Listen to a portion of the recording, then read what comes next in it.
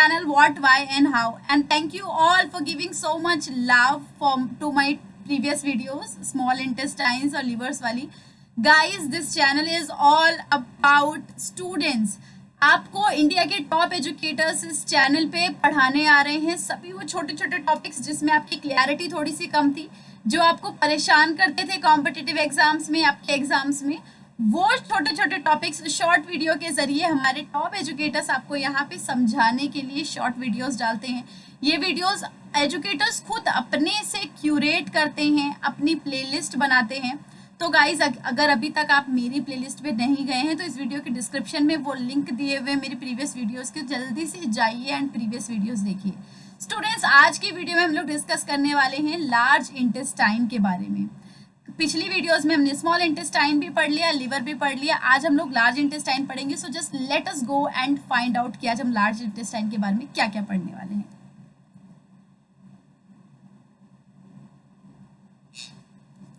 So large intestine is also known as large bowel। हमारी large intestine को large bowl भी कहा जाता है। ये हमारे गैस्ट्रो इंटेस्टाइनल ट्रैक्ट का लास्ट पार्ट होता है और हमारे डाइजेस्टिव सिस्टम का भी लास्ट पार्ट होता है।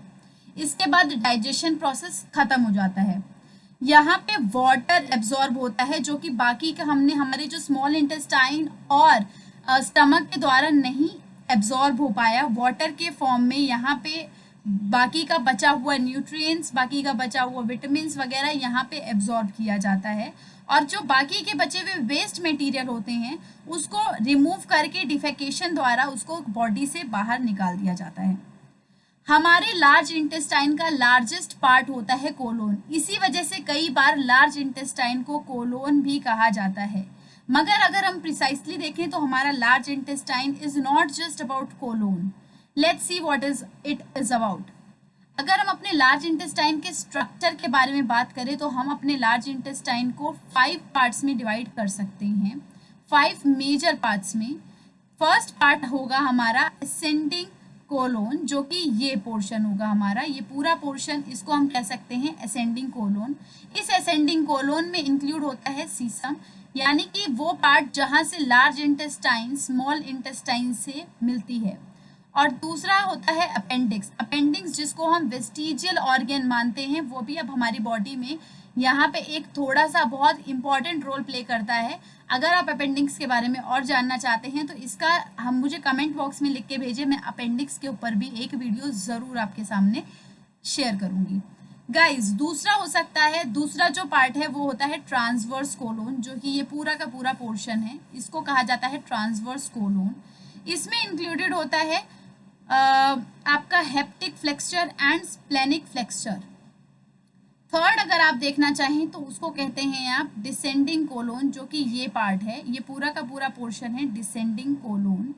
एंड इसके बाद होता है सिग्मोइड कोलोन, जो कि ये है एस शेप में जो बना होता है, इसको कहा जाता है सिग्मोइड कोलोन। ये हमारे लार्ज इंटेस्टाइन का 4th पार्ट है। और जो लास्ट पार्ट हमारे लार्ज इंटेस्टाइन का है वो है रेक्टम, जो कि आप इधर देख सकते हैं। अगर हम बात करें लार्ज इंटेस्टाइन का साइज क्या होता है, तो the length of average adult human colon is 65 inches. Average human की 65 इंचेस, या फिर आप कह सकते हैं 166 सेंटीमीटर के करीब हमारी लार्ज इंटेस्टाइन की साइज होती है। ये साइज मेल के लिए है, लेकिन अगर आप फीमेल की बात करें तो फीमेल का एवरेज होता है 61 इंचेस या फिर 155 सेंटीमीटर। तो अगर आप इन दोनों का एवरेज देखेंगे तो ऑलमोस्ट हमें 155 से थोड़ा सा ज़्यादा इसका एवरेज मिलेगा। तो एवरेज लार्ज इंटेस्टाइन का जो साइज होता है वो 155 के अराउंड हम मान सकते हैं। गाइज, अभी आपने सिर्फ और सिर्फ स्ट्रक्चर देखा है और साइज देखा है, मगर लार्ज इंटेस्टाइन की हम लोग अब जाके फंक्शनिंग करने वाले हैं कि यानी कि लार्ज इंटेस्टाइन फंक्शन कैसे करता है, हमारे बॉडी का फूड डाइजेस्ट कैसे होता है, वहाँ पे क्या क्या चीज़ें वहाँ पे प्रेजेंट होती है और क्या क्या फूड मटेरियल जो बच जाता है वो वहाँ डाइजेस्ट होता है। तो चलिए चलते हैं नेक्स्ट पार्ट पे, जो है फंक्शनिंग ऑफ लार्ज इंटेस्टाइन।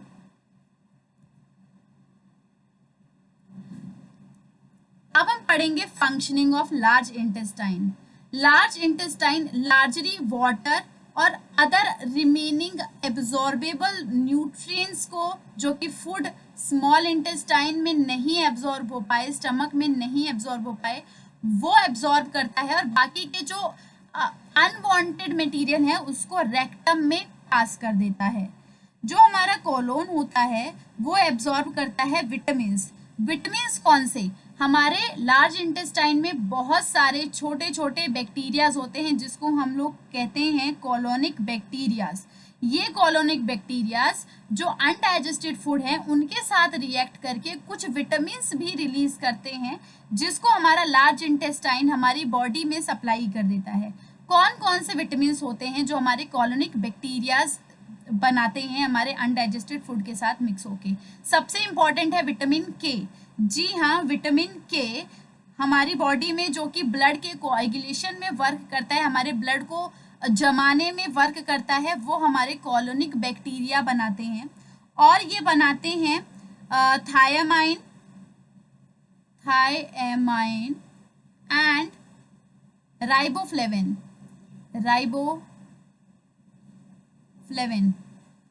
ये हमारे कॉलोनिक बैक्टीरिया बनाते हैं। बाकी का जो बचा हुआ हमारा अनवांटेड मैटर होता है वो हमारा जो लार्ज इंटेस्टाइन है उसको रेक्टम में पास कर देता है और रेक्टम से वो एनएस के थ्रू डिफेकेशन हो जाता है उसका। लार्ज इंटेस्टाइन पोटेशियम आयंस और क्लोरीन आयंस भी सेक्रीट करते हैं। इसके अलावा लार्ज इंटेस्टाइन हमारे जो रिमेनिंग कार्बोहाइड्रेट्स हैं जो कि स्मॉल इंटेस्टाइन में नहीं डाइजेस्ट हो पाए उसका फर्मेंटेशन करता है इन फैटी एसिड चेन। हमारे जो रिमेनिंग कार्बोहाइड्रेट्स हैं उनको हमारा large intestine fatty acid chains में उसका फर्मेंटेशन करता है। जो हमारे लार्ज इंटेस्टाइन के अंदर बैक्टीरिया प्रेजेंट होते हैं वो उसका फर्मेंटेशन करते हैं। मैंने आपको बताया था कि कई सारे कार्बोहाइड्रेट्स ऐसे भी होते हैं जैसे कि लैक्टेज हमने देखा था, तो हमारी बॉडी में उनको डाइजेस्ट करने के एंजाइम्स नहीं होते हैं। तो आप देख सकते हैं कुछ कार्बोहाइड्रेट्स जो आप नहीं डाइजेस्ट, हमारा स्मॉल इंटेस्टाइन या फिर स्टमक नहीं डाइजेस्ट कर पा रहा है उसको हमारे कॉलोनिक बैक्टीरिया डाइजेस्ट करते हैं। गाइस, इसी की वजह से हमारा जो लार्ज इंटेस्टाइन है उसके कॉलोनिक बैक्टीरिया बहुत ही इंपॉर्टेंट रोल प्ले करते हैं हमारी बॉडी के डाइजेशन में। आपको एक बात ध्यान रखनी होगी कि लार्ज इंटेस्टाइन में कोई भी डाइजेस्टिव एंजाइम्स नहीं रिलीज होता। No release of digestive enzymes, no digestive enzymes. यहाँ पे कोई भी डाइजेस्टिव एंजाइम्स नहीं हो रहा है। आप देख रहे हैं यहाँ पे अगर कुछ ब्रेक डाउन हो रहा है तो वो सिर्फ और सिर्फ कॉलोनिक बैक्टीरिया की मदद से हो रहा है। No break down is taking place because of the enzymes. हमारे जो लार्ज इंटेस्टाइन का पीएच है वो अराउंड 5.5 से 7 पीएच के अराउंड रहता है। 5.5 से 7 पीएच के अराउंड, यानी कि स्लाइटली एसिडिक ही रहता है हमारे लार्ज इंटेस्टाइन का पीएच।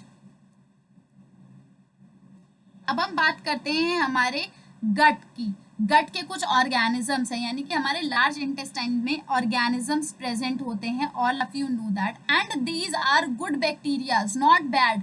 ये हमारी बॉडी में कोई बीमारी नहीं करते हैं, ये हमारे इम्यून सिस्टम को और स्ट्रॉन्ग करते हैं, ये हमारी बॉडी में और ज़्यादा इम्यूनिटी बढ़ाने का काम करते हैं।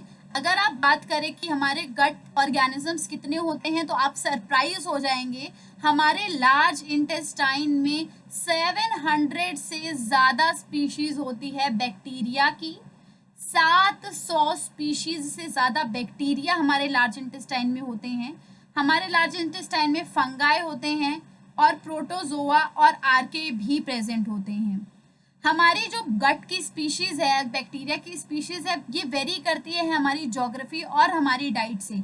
मतलब हम लोग कहाँ रहते हैं और हम लोग कैसा फूड खाते हैं उस पे ये स्पीशीज़ बहुत ज़्यादा वेरी करती हैं। गाइस, अगर हम बात करें कि इनका क्या काम होता है तो ये हमारी बॉडी में जो हमारे बैक्टीरिया हैं, हमारे जो लार्ज इंटेस्टाइन में बैक्टीरिया हैं, ये बहुत सारे अनडाइजेस्टेड पॉलीसैकेराइड्स को मेटाबोलाइज करते हैं शॉर्ट चेन फैटी एसिड्स में। बहुत सारे undigested polysaccharides which is again a form of carbohydrates. ये बहुत सारे अनडाइजेस्टेड पॉलीसैकेराइड्स जो कि हमारा स्मॉल इंटेस्टाइन और स्टमक नहीं डाइजेस्ट कर पाया था, इसको ये ब्रेक करते हैं फैटी एसिड्स चेन में, जो कि पासिव डिफ्यूजन के जरिए हमारी बॉडी में दोबारा एब्सॉर्ब कर दिया जाता है, पासिव डिफ्यूजन के जरिए हमारी बॉडी में। इसके फर्मेंटेशन, इसके ब्रेकडाउन के दौरान हमारे लार्ज इंटेस्टाइन में बहुत ज़्यादा एसिडिक एनवायरनमेंट हो जाता है, जो कि हमारा लार्ज इंटेस्टाइन न्यूट्रलाइज करता है, बहुत सारे बाइकार्बोनेट्स को रिलीज करके, बहुत सारे बाइकार्बोनेट्स सेक्रीट करता है हमारा लार्ज इंटेस्टाइन। उसके बाद ये एसिडिक, जो पूरा एसिडिक एनवायरनमेंट हो जाता है, वो न्यूट्रलाइज हो जाता है। ये बैक्टीरिया जो हमारे गट के अंदर बैक्टीरिया होते हैं, ये कुछ और भी बहुत इंपॉर्टेंट विटामिन रिलीज करते हैं, जैसे कि विटामिन के, बायोटीन यानी कि विटामिन बी, बायोटीन जो कि हमारे स्किन, हमारे हेयर्स के लिए बहुत इंपॉर्टेंट होता है, और आपने भी पढ़ा राइबोफ्लेविन। ये सभी विटामिन हमारे लार्ज इंटेस्टाइन्स में प्रोड्यूस करते हैं हमारे बैक्टीरिया।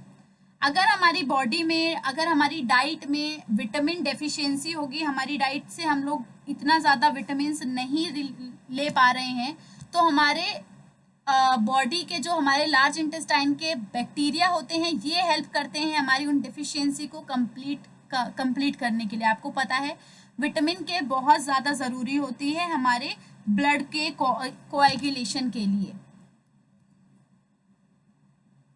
सो गाइज, आपने देखा कि किस तरीके से हमारे लार्ज इंटेस्टाइन में बिना किसी एंजाइम्स के प्रोड्यूस हुए भी इतने सारे अनवांटेड चीज़ों का ब्रेकडाउन होके उसको भी यूजेबल मटेरियल में हमारे बॉडी के बैक्टीरिया चेंज कर रहे हैं।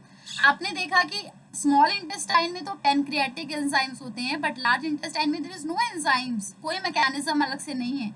हमारे लार्ज इंटेस्टाइन में 700 species of bacteria, fungi, protozoa जो प्रेजेंट है, वो हेल्प कर रहे हैं हमारे बाकी के सारे विटामिन को रिलीज करने में। अगर हमारी बॉडी में विटामिन की कमी होती है, अगर हमारे डाइट में इतनी विटामिन नहीं होती है, तो उसको पूरा करते हैं हमारी बॉडी के good bacteria. So guys, this is very important कि हम अपने लार्ज इंटेस्टाइन के बैक्टीरिया को, लार्ज इंटेस्टाइन में ऑर्गेनिजम्स को प्रमोट करें। और ये आप कर सकते हैं बहुत सारे कर्ड वगैरह खा के, जिसको कहते हैं बायोटिक्स चीज़ें खा के, ठीक है। सो गाइज, अब हम लोग आगे देखेंगे कि किस तरीके से हम लोग अपने लार्ज इंटेस्टाइन की केयर कर सकते हैं, हमें क्या चीज़ नहीं खानी चाहिए। एक बहुत इंपॉर्टेंट चीज़ है जिसके खाने की वजह से हमारे लार्ज इंटेस्टाइन की बैक्टीरियाज में बहुत ज़्यादा फर्क आ रहा है, and we are getting really ignorant of those things.